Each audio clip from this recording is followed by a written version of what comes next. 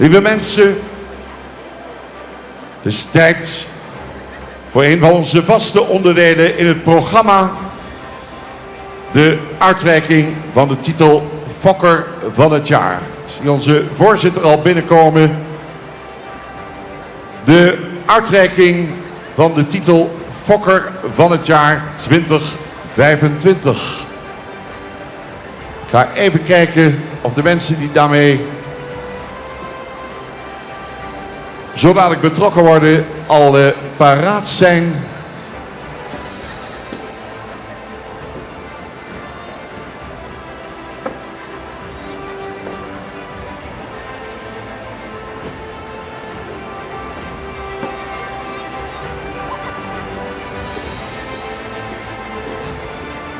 Dames en heren, de uitreiking van de titel Fokker van het Jaar kent dit jaar een verdrietige keerzijde. De titel gaat postuum uitgereikt worden aan Bert Brunia, Friese paardenfokker uit Canada met de stalnaam All Star Frisians. Bert overleed afgelopen 17 december op 76-jarige leeftijd. Zijn vrouw Hanna heeft ons laten weten dat het een kroon op het werk van haar man is en vond het fantastisch nieuws. Zij heeft gevraagd om een mooi eerbetoon waarbij Bert zijn broer, zus, die in Nederland wonen, de prijs in ontvangst willen nemen. We zien Jitske Brunia, we zien de broer Sjouke Brunia en Bert zijn Friese paardenvriend Raymond Kortstra. Raymond die helpt al 14 jaar bij het keuringsklaarmaken van de paarden die de naam Uit het Westen voeren. We gaan even kijken naar de beelden op het scherm.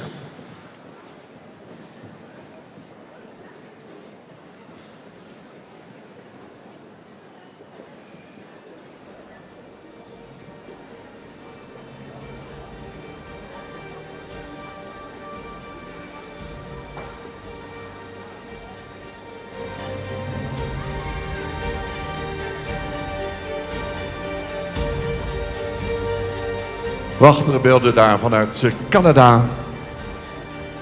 Als 18-jarige emigreerde Bert, die toen nog Harte heette, naar het westen van Canada, werd een succesvol zakenman. Het fokken van Friese paarden was zijn grote passie. Zo'n 23 jaar geleden importeerde Bert Brunia 5 merries waar hij in Canada zijn fokkerij mee opzette. Bert fokte in totaal 108 veulens, waaronder 5 kroonmerries, 6 sterhengsten en 16 stermerries. Afgelopen jaar was bijzonder succesvol met onder andere een kroonmerrie, een prestatie, een preferente merrie, 5 sterren en 3 AAA-predicaten. Ondanks de ziekte genoot hij in september vorig jaar nog van de keuring op zijn bedrijf Chilliwack, British Columbia.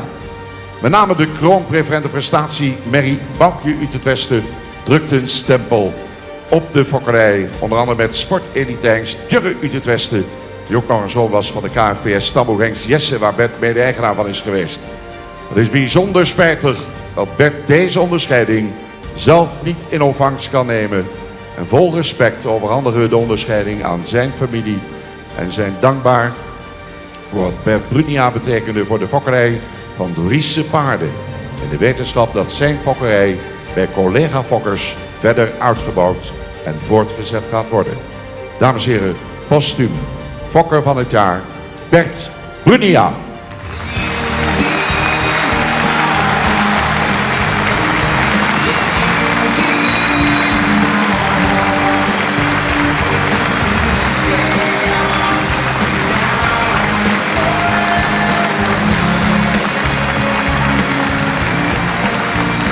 Hulde van onze voorzitter, dames en heren. Fijn dat ze zijn. Zus van Bert, Jitske Brunia. Broer Sjouke Brunia. Onze beste paardenvriend, Raymond Kortstra.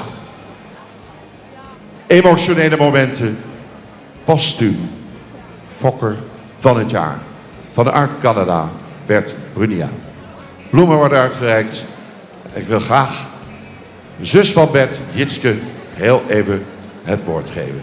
Jitske, geeft even die mooie bloemen. prachtige bord weg. Jitske, ga je gang.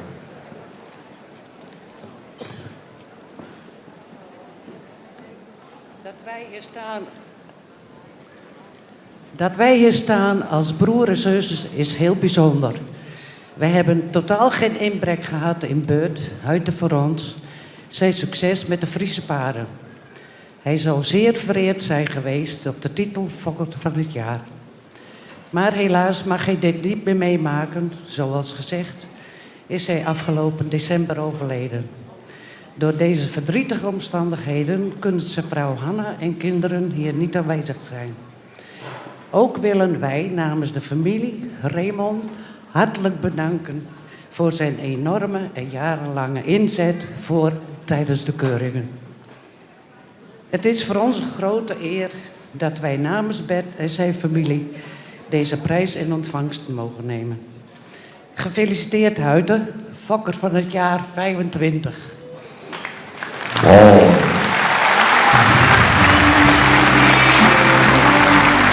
Dames en heren, ik denk dat we even gaan staan met z'n allen voor het postuum eerbetoon aan de Fokker van het jaar, Bert Brunia. Een staande ovatie.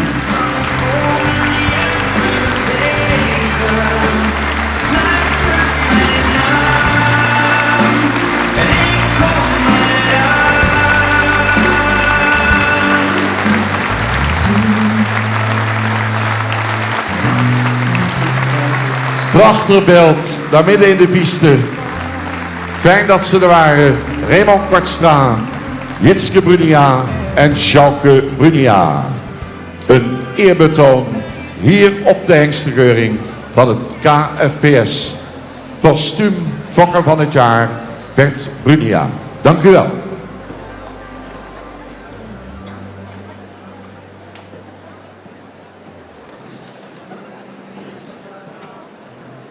Ja, en dan gaan ze de baan weer verlaten, dames en heren. Dan gaan we door met het beoordelen van de oudere hengsten.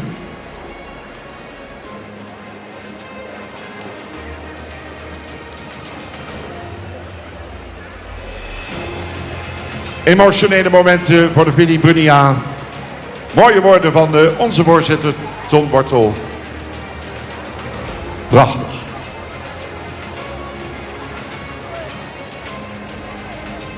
Nogmaals dank aan Jitske, Sjouke en Raymond.